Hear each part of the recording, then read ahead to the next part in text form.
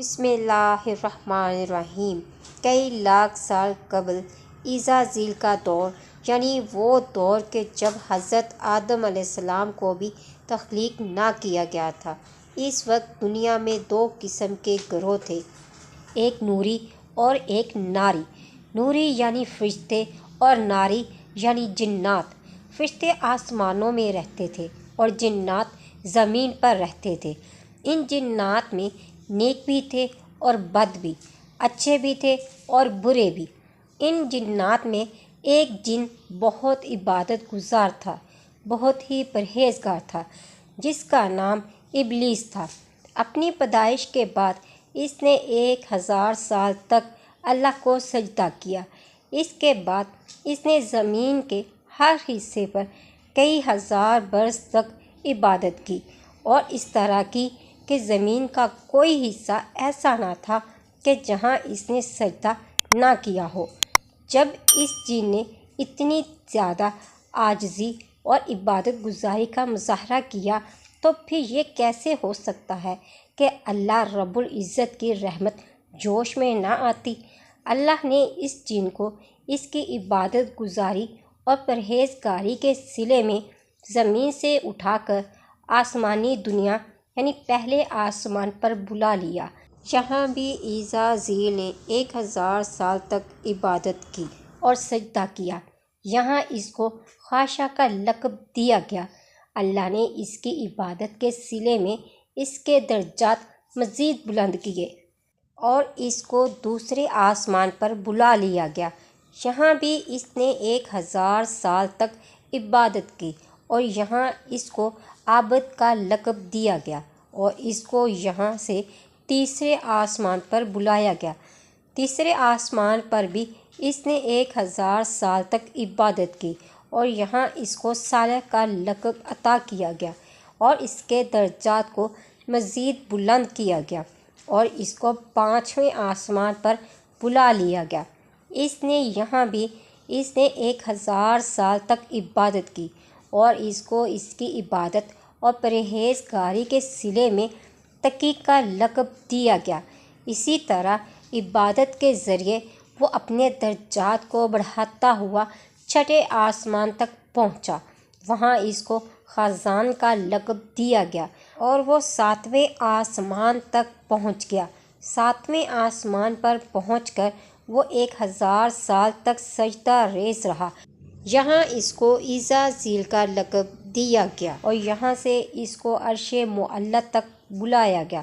عرش معلیٰ پر وہ 6000 سال تک عبادت کرنے کے بعد اس نے سر اٹھا کر اللہ تعالیٰ کی بارگاہ میں عرض کی کہ یا اللہ، مجھے اپنے فضل و کرم سے لوح محفوظ تک بلا لے تاکہ میں وہاں تیری قدرت کاملہ دیکھوں اور زیادہ سے زیادہ تیری عبادت کروں۔ اللہ رب العالمین نے اسرائیل کی اس درخواست کو شرف قبولیت بخشا اور اپنے مقرب فرشتے اسرافیل کو حکم دیا کہ اسرائیل کو لوح محفوظ تک پہنچا دے۔ لوح محفوظ پر پہنچ کر اسرائیل یہاں گھومتا رہا اور اللہ کی عبادت کرتا رہا۔ اس دوران زمین پر جنات نے سرکشی اختیار کی اور اللہ کی نافرمانی کرنے لگے اور زمین پر فساد پھیل گیا، تو اسرائیل نے اللہ تعالیٰ سے زمین پر جا کر فساد و فر ختم کرنے کی اجازت طلب کی۔ اللہ نے اسے 4000 فرشتوں کا سپہ سالار بنا کر بھیجا۔ وہاں اسرائیل نے سرکش جنات سے جنگ کی اور کئی کو قتل کیا گیا اور کئی کو قید کیا گیا، اور اس طرح زمین کو فساد سے پاک کیا۔ اسرائیل زمین پر تھا کہ اس دوران اللہ رب العزت نے حضرت آدم علیہ السلام کی تخلیق کے لیے جو خاک مٹی زمین سے منگوائی تھی وہ تیار ہو گئی تھی، اور حضرت آدم علیہ السلام کا پتلا تیار ہونا تھا۔ اسرائیل نے واپس آ کر یہ سب دیکھا اور فرشتوں سے دریافت کیا کہ یہ کیا ہے۔ فرشتوں نے جواب دیا کہ اس خاک سے اللہ اپنا نائب یعنی خلیفہ تخلیق کرے گا۔ اسرائیل نے کہا، کیا سچ ہے؟ لیکن اگر اس کو میرا فرما بردار کیا گیا تو اس کو ہلاک کر دوں گا، اور اگر مجھے اس کی فرما برداری کا حکم دیا گیا تو اس کی فرما برداری نہ کروں گا۔ قصہ مختصر کہ جب اللہ تعالیٰ نے حضرت آدم علیہ السلام کا پتلا تیار کر لیا اور اس میں روح پھونکنے کے بعد اللہ نے حضرت آدم علیہ السلام کو علم الاسماء عنایت کیا۔ اللہ نے فرشتوں سے کہا یہ زمین پر میرا نائب ہوگا، تو فرشتوں نے عرض کی کہ یا اللہ تو اسے زمین میں نائب بنا کر بھیجے گا، یہ وہاں خون خرابہ اور فساد برپا کرے گا۔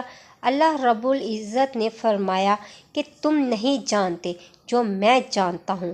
اللہ نے فرشتوں سے کہا کہ اچھا اگر تم جانتے ہو تو ان چیزوں کے نام بتاؤ۔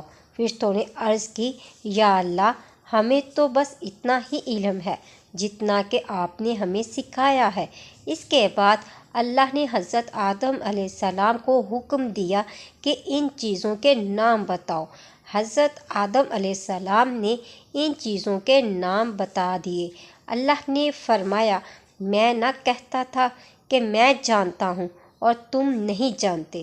اس کے بعد اللہ نے تمام فرشتوں کو حضرت آدم علیہ السلام کو سجدہ کرنے کا حکم دیا تو تمام فرشتے سجدے میں گر گئے مگر اسرائیل نے سجدہ نہ کیا اور وہ جنوں میں سے تھا۔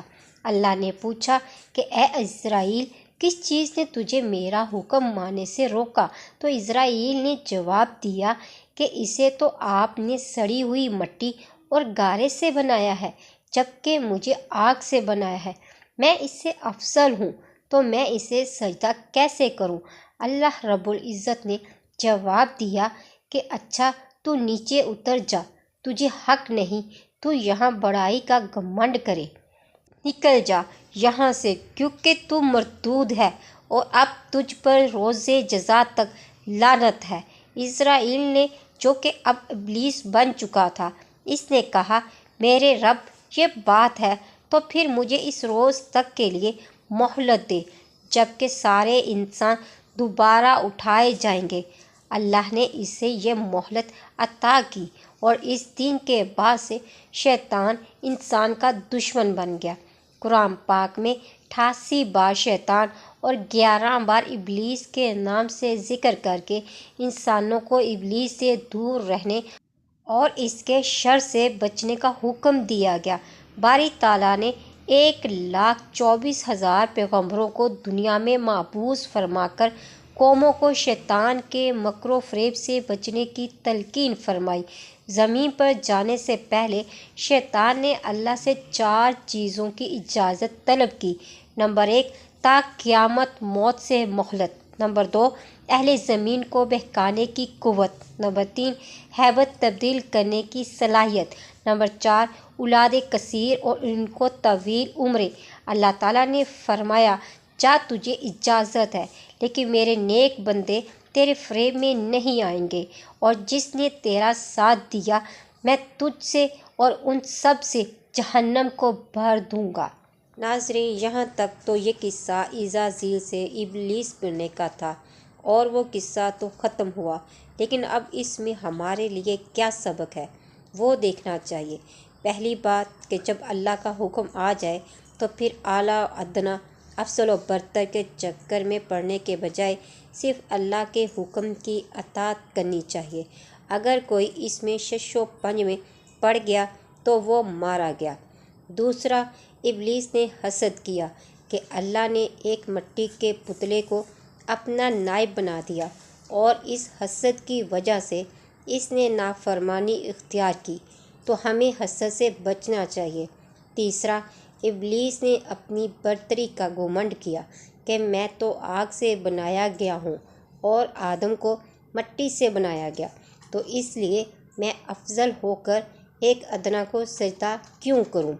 آج ہم لوگ بھی اپنی قوم، نسل اور قبیلے کی برتری کے گھمنڈ میں پڑے ہوئے ہیں، جبکہ یہ 3 بنیادی باتیں تھیں جن کے باعث شیطان نامراد ہوا اور مقرب سے مردود کے درجے پر پہنچ گیا۔